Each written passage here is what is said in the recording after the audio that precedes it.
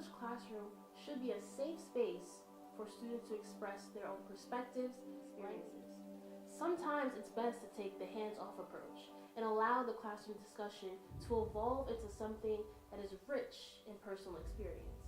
Other times, it is best to be the lead facilitator of a conversation that emphasizes critical approaches to the content of the text that are grounded in a curriculum that engages with new criticism. I envision discussion-based learning as something that will dominate my classroom.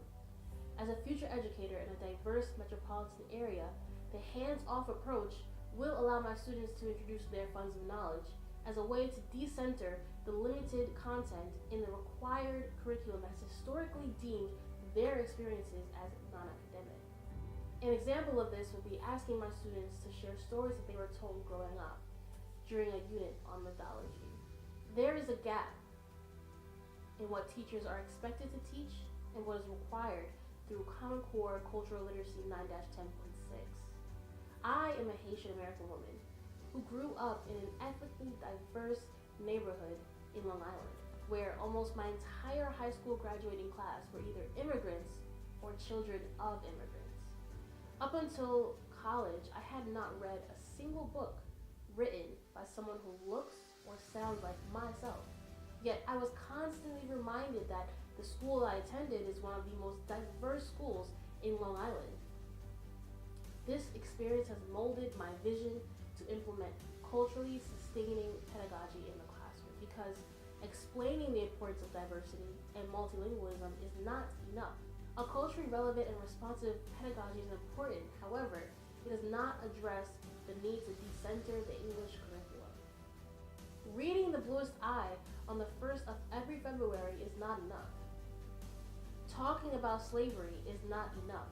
Having one night dedicated to celebrating all international cultures and practices is absolutely not enough. As a future female educator of color, I will engage with culturally sustaining pedagogical practices so that my position as a woman from an underrepresented background does not support or engage with the historically racialized nature of the literary canon, the English classroom, and language practices. James Baldwin poses this question: is Black English a language? In his article, If Black English Isn't a Language, Then Tell Me What Is. I will push beyond questioning the language systems such as African American vernacular that my students will bring into the classroom, and instead encourage them to understand how they can navigate in this world by employing their own languages and what is considered standard English. The English classroom is a safe space for inclusivity.